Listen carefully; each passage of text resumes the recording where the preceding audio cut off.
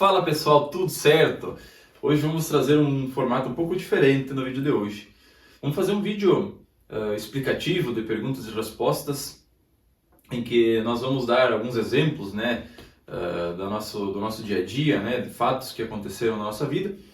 E a convidada que eu tenho hoje é o meu amor, Tatiane, que vai contar um pouco sobre as suas experiências, durante a sua vida, as questões mediúnicas, como começaram, como se desenvolveram, como que ela foi parar, dentro de um centro espírita, dentro da doutrina espírita, como ela começou seus estudos e como a sua mediunidade anda hoje. Então, pessoal, como o Marcos já falou, meu nome é Tatiane, nós somos um casal e sou médium, trabalhamos juntos no centro espírita.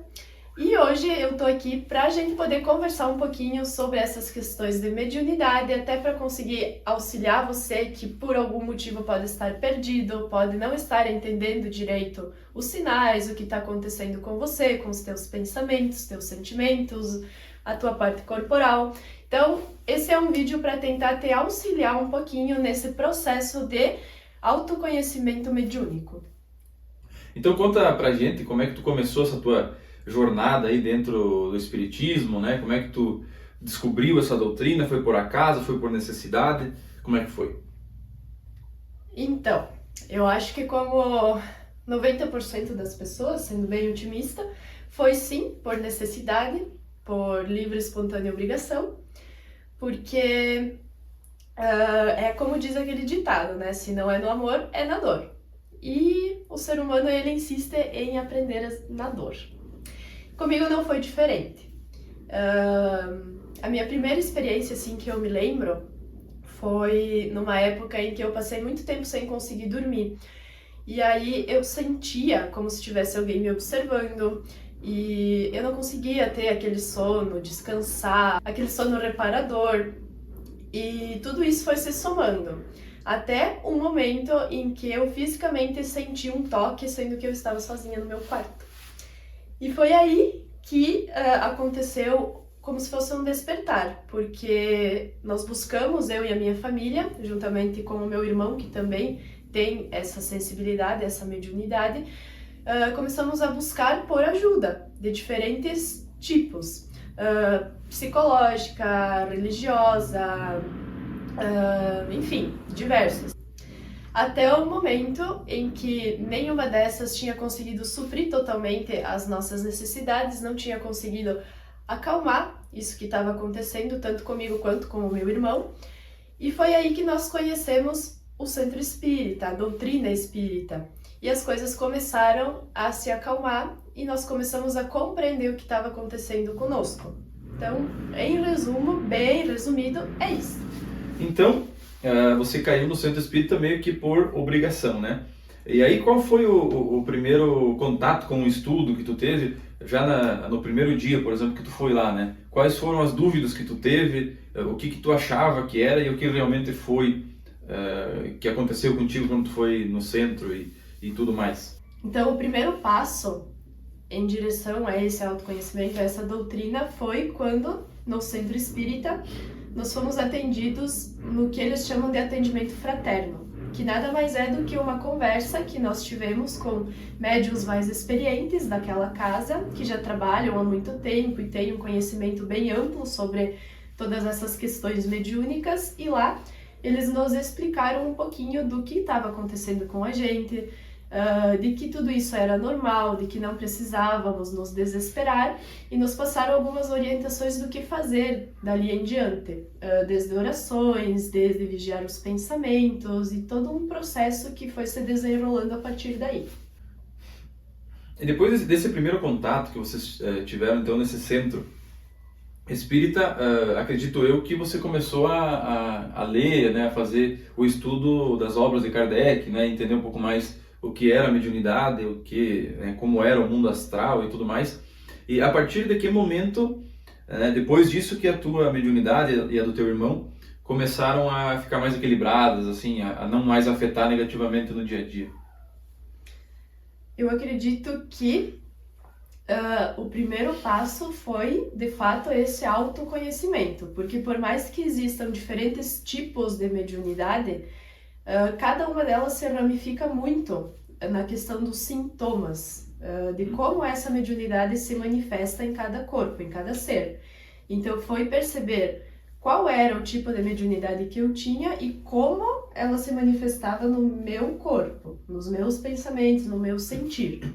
Então a primeira coisa aí seria o autoconhecimento. E aí sim, o conhecimento teórico de tudo isso para poder estar entendendo e lidando melhor.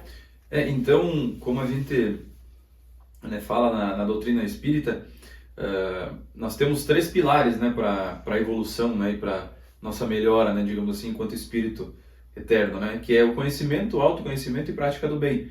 Então, dentro disso que ela falou, entra também essas questões, né?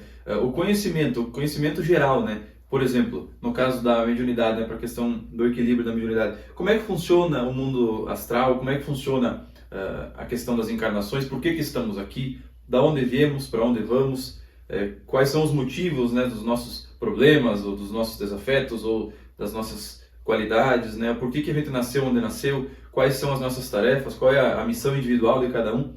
Isso tudo está dentro do conhecimento geral, né?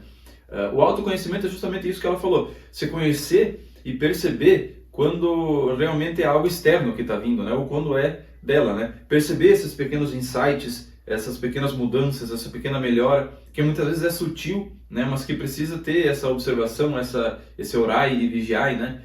Tá sempre vigiando a si mesmo e entendendo quando nós estamos sendo, entre aspas, vítimas de alguma influência externa, né? Então, seria conhecimento, como eu falei, autoconhecimento, e a prática do bem nada mais é do que a caridade. E a caridade, veja que é uma palavra ampla, né? Não é só ir lá e fazer uma beneficência para alguém, lá doar uma coisa, doar dinheiro, doar alimento. Não, caridade muitas vezes também é conosco mesmo, né? Seria ter um pouco mais de tolerância com as nossas dificuldades, com os nossos erros, com os nossos familiares, dispor um tempo para ajudar alguém da maneira que for, né? Seja numa conversa, seja acalmando a pessoa, seja sim com doação material, financeira, né, com dinheiro, com alimento. E então, em resumo, esses 3 pilares que sustentam, né, o equilíbrio emocional dos espíritos em geral aqui na Terra, encarnados e desencarnados. Então, uma dica valiosa que eu sempre dou para quem me pede ou para quem me procura nesse sentido é se basear nesses 3 pilares na vida, né, que é então conhecimento, autoconhecimento e prática do bem. Fazendo isso, fazendo esses 3 exercícios no nosso dia a dia, eu garanto para você que está assistindo que a tua vida vai dar uma reviravolta, né? Vai começar a se equilibrar. As coisas que precisam sair vão sair, as coisas que precisam ficar vão ficar e vai começar a fluir um pouco mais. Principalmente nas questões da mediunidade, né? Que exigem um pouco mais de disciplina, né, das pessoas, porque, acima de tudo, a mediunidade é uma responsabilidade e uma capacidade ou uma oportunidade de estar fazendo um resgate muito grande, né?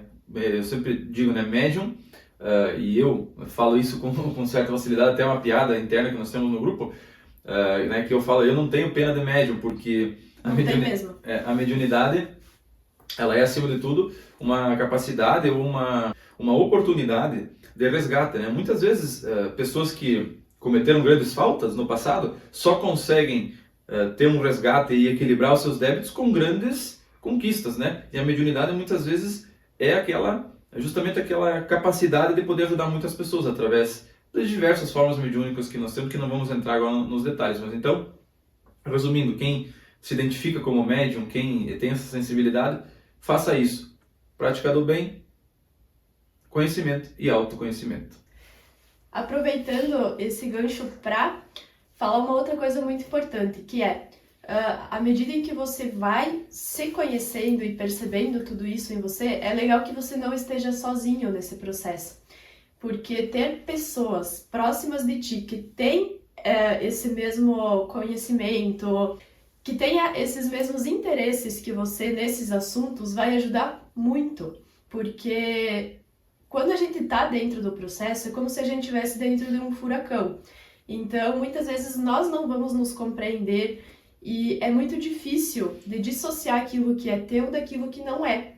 daquilo que muitas vezes é do plano espiritual. Então tenha junto de ti pessoas com as quais você pode estar conversando, você pode estar buscando ajuda, pode ser online, pode ser presencial, pode ser através de vídeos como esse, mas que você tenha contigo alguém que possa estar te dando essa segurança e esse respaldo que com certeza vai suavizar muito o teu processo. É por isso que a gente sempre que alguém me procura, né, falando sobre um filho que teve uma visão ou que tem sensibilidade ou coisa assim, eu sempre falo, procure um centro espírita. Não que o centro espírita seja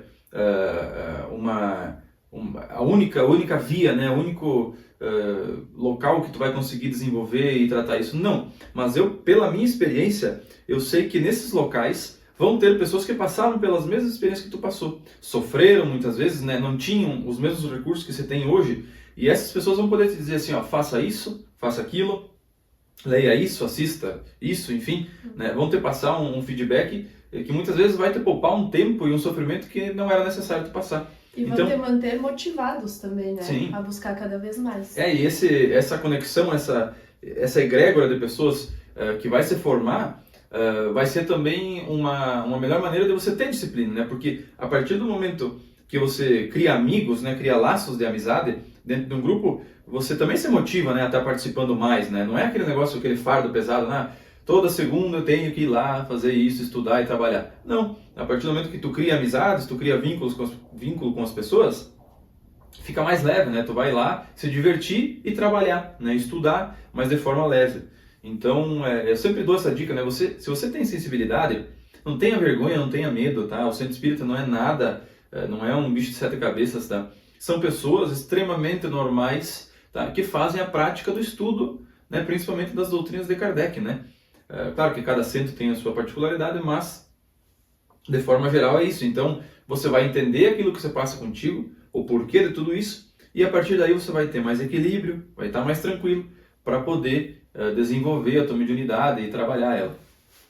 Então, pessoal, no vídeo de hoje, eu quis trazer a Tati para a gente poder exemplificar um pouco melhor, né, que muitas vezes a questão mediúnica, muitas vezes ou quase todas, né, vem sempre no início com um grau de dificuldade, né, com um certo desequilíbrio ou com confusões aí, né, muitas vezes a família não entende, aí leva num lugar, fala que é coisa do mal, leva no outro, manda bloquear e aí vai, né. Então, voltando, né, por isso que eu sempre falo, o melhor lugar para se estudar a mediunidade é no centro espírita, ou no centro umbandista, ou algum local, né, que estude esses fatos com seriedade, né? Com seriedade e com disciplina, né, digamos assim. Então, dica geral, procure um centro, procure alguém que leia sobre isso, que você conheça. Não tenha vergonha, não tenha medo, não tem nada demais, tá? E se você gostou desse vídeo, curta e compartilha, comenta, né, pra gente fazer mais vezes esse bate-papo assim. E até uma próxima. Até mais!